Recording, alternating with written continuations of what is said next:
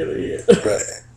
So, what I realize is that I'm no longer in bondage. Remember, I told you earlier. I said for years I've lived my life determined by what other folk felt that they can run me by. Right. And then, but I understood that every year when the enemy sent different things, he sent those things to keep me from understanding my true destiny. One year it was car problems. Next year it was family problems. Next year it was father and mother problems. It's always been something different going on to keep me off focus. That's how the devil works. Realizing that the devil really don't have any new tricks. None. He have no new tricks at all. He just have different people, and he's using them. Is in terms of a standard shift vehicle.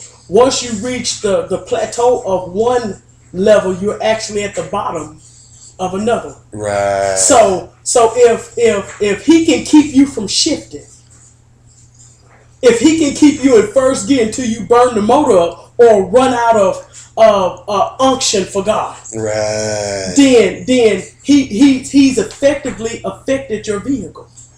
So you're now down. So now you're trying to find an alternate way to get to your point B. When the vehicle that you have, all you had to do was shift. Yes. And I'm learning. I guess I basically shifted because I'm at a place in my life now to where I don't care what people think. I don't care what you got to say.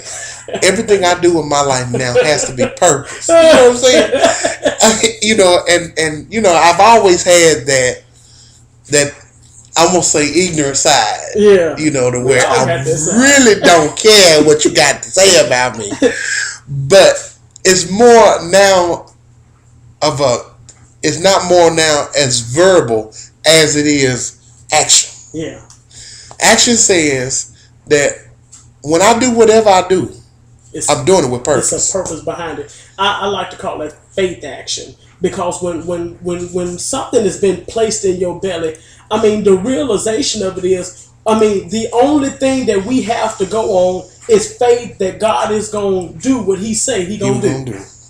That's the thing. And then we have a blessed assurance, based on Scripture, that He's going to come through with what He said He was going to come through with. So in essence, that faith action says that I'm gonna proceed on with what you put on in my belly, not because I see it, because what man has hope in something that he can see. It's funny you say that. let's talk about the hope. Can we talk about the hope? Psalms 27:13 says that I would have fainted lest I believe to see the goodness of the Lord in the land of the living. David wrote that Psalms before he was king. Which tells me that David was hoping for something when he had nothing. See, David would have almost fainted, which I've came to places, as we all have, in my life to where I really wanted to faint and give up on this Christian thing. And I learned that I got to have the hope that God gonna do me good in my end.